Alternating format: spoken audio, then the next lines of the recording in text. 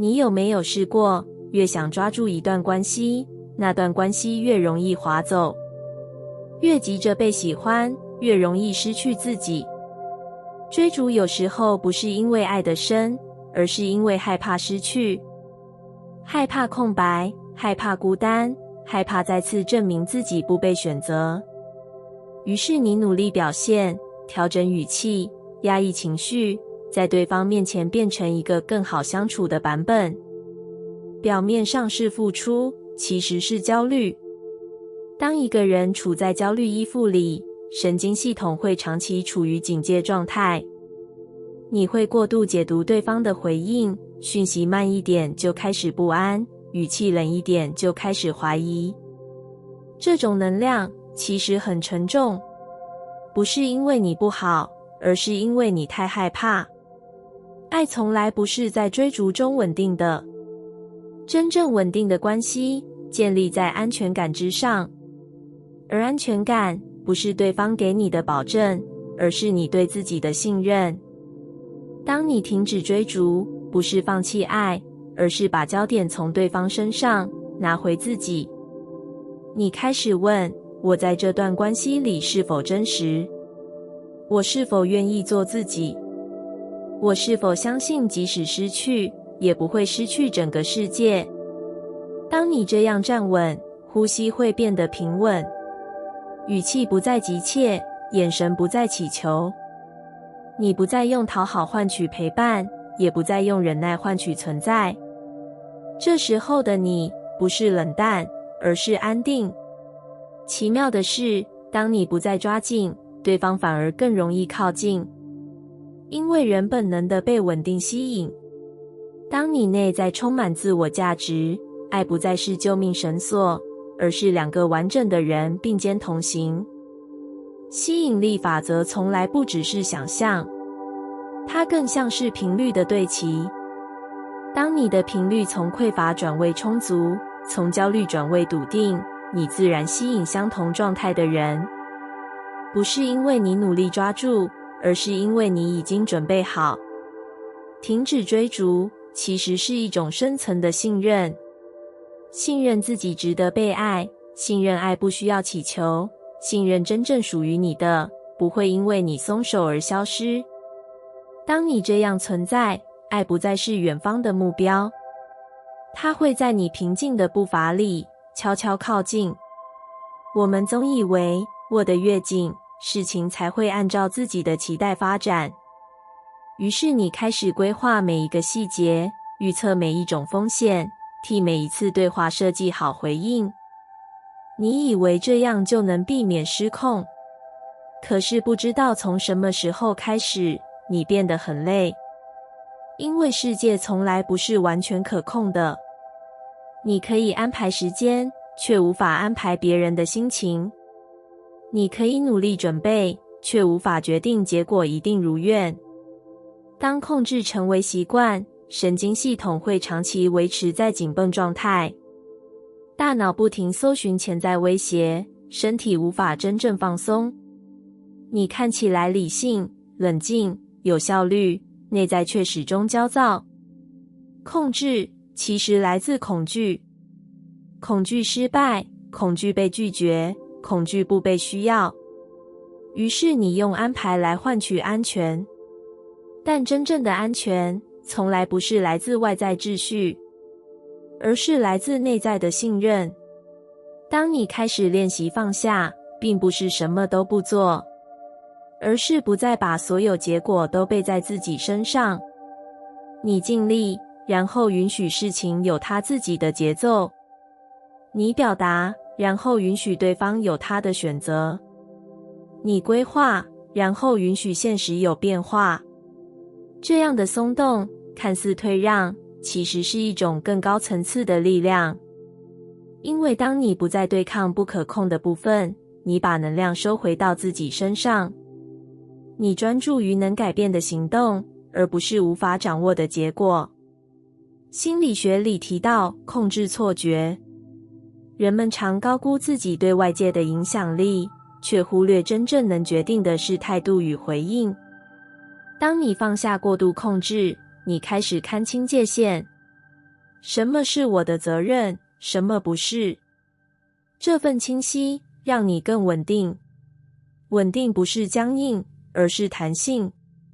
像树一样，遇风会摆动，却不连根拔起。你不再害怕改变，因为你知道自己有能力面对。那种自信不是建立在一切都在掌握中，而是建立在即使失控，我也能承接。当你放下控制，你其实掌握了真正的力量。那是来自内在的力量，不需要压制，不需要操纵，不需要紧抓，只是安静地站着，知道自己可以应对未知。而当你这样存在，很多事情反而更顺，因为你不再与世界对抗，你开始与它合作。有一种焦虑叫做一定要成功，它藏在努力的背后，让你看起来积极、上进、全力以赴，却在夜深人静时让心脏跳得很快。你不只是想做好，你是非要一个结果不可，非要被肯定，非要达标，非要证明这段时间没有白费。于是你每天盯着进度，反复确认讯息，在脑中预演各种可能的失败。你说这是负责任，其实更多是恐惧。当一个人过度执着于结果，神经系统会进入高压状态，皮质醇升高，思绪变窄，创造力反而下降。你越想抓住成果，身体越僵硬，而僵硬很难创造流动，流动才是显化的关键。当你开始把注意力从一定要得到转向我愿意体验，内在会出现一种松动。你依然努力，但不再焦躁；你依然行动，但不再恐慌。那种状态叫做信任。信任不是消极等待，而是知道自己已经做了该做的，剩下的交给时间与更大的秩序。有趣的是，当你放下对结果的执着，你反而更专注在当下的每一步。你开始享受过程，调整策略，保持弹性。这样的你更清醒，更稳定，也更有吸引力。宇宙回应的往往不是焦虑的呼喊，而是笃定的频率。当你不再紧盯终点线，而是沉浸在跑步本身，速度自然提升。很多时候，结果之所以延迟，不是因为不属于你，而是因为你的能量太紧。当你松开，通道打开；当你放下，空间出现；当你不再把结果当成救命绳索，它就不再远离你。你会发现，机会来得更自然，回应变得更迅速，答案出现得更早。不是奇迹加速了，而是阻力减少了。真正的力量从来不是抓住，而是信任。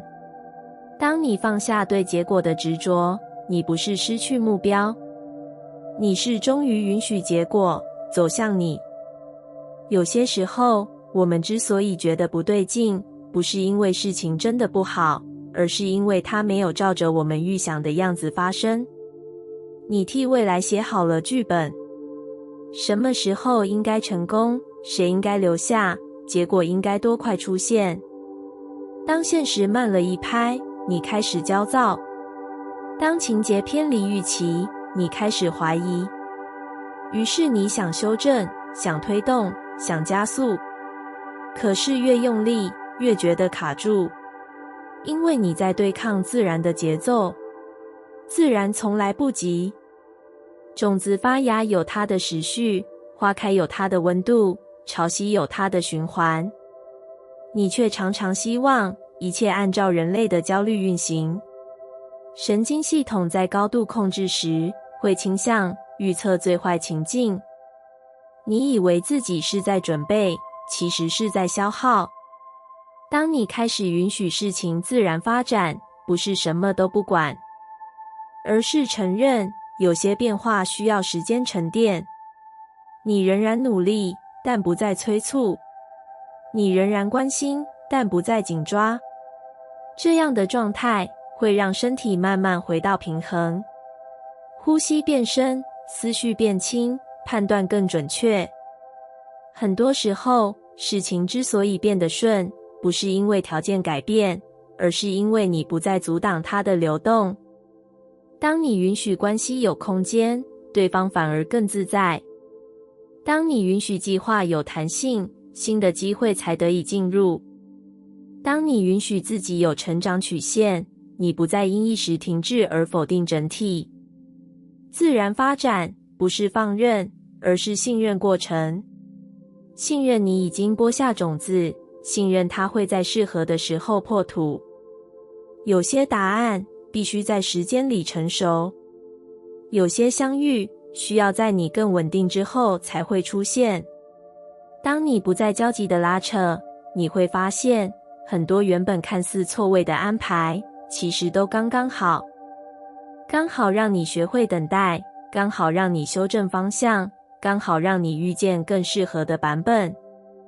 允许是一种温柔的力量，它不张扬，却深刻。当你允许事情自然发展，你也在允许自己呼吸。而在那份呼吸里，一切慢慢对齐。没有过早，没有过晚，只有刚刚好。有一段时间，我总觉得现实在与我作对，计划被打乱，期待落空，努力没有及时回报。于是我心里升起一股倔强，我要更用力，我要证明，我要把局面扳回来。可是不知道为什么，越是对抗，越是疲惫。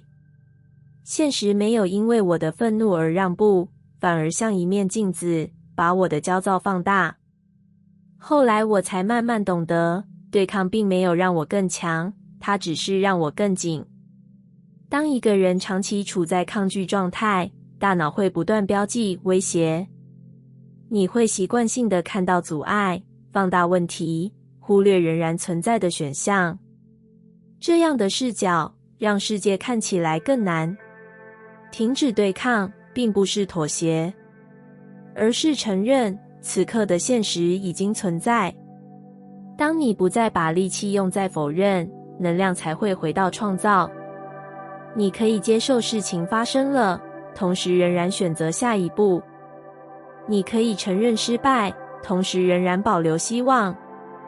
你可以看见限制，同时寻找突破。当你不再与现实拔河，你开始观察它。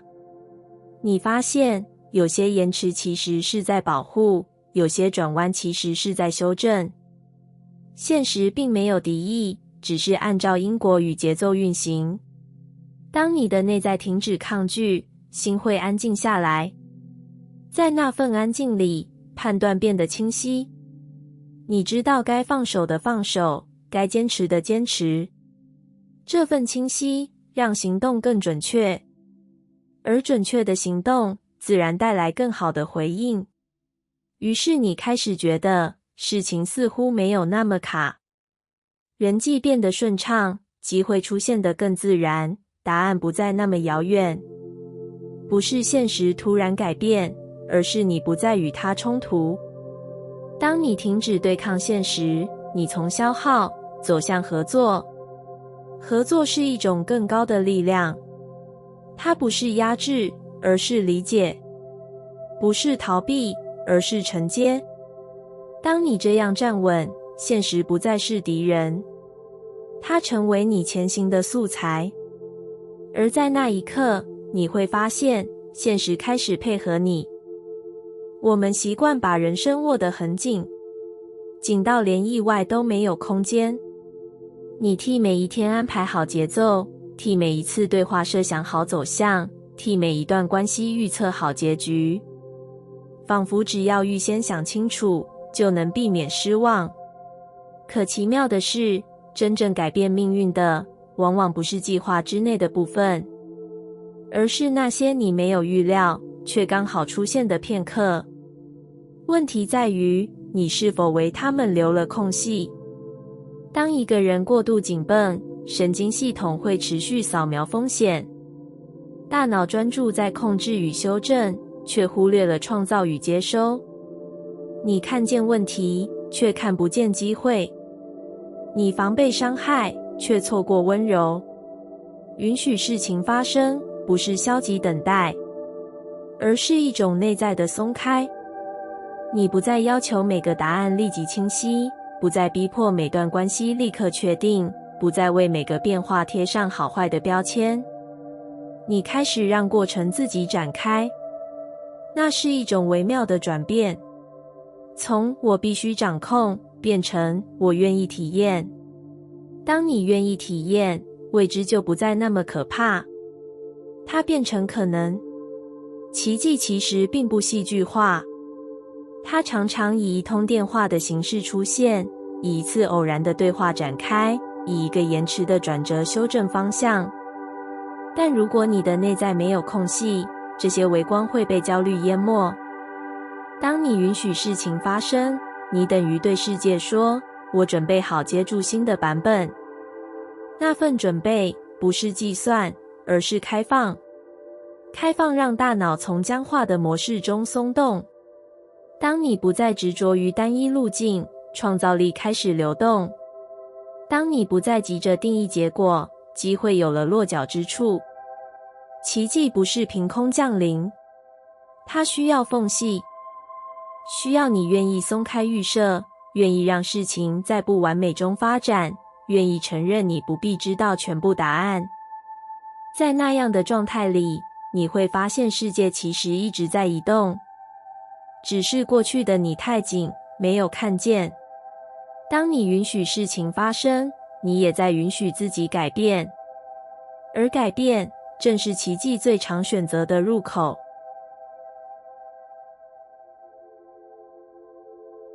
感谢你听完我的影片。如果你觉得影片有帮助到你，欢迎点赞并订阅我的频道，让我可以持续与你分享。也可以在评论中留下你的想法和经验，或是将影片分享给你的亲友。再次感谢你的收听，我们下次再见。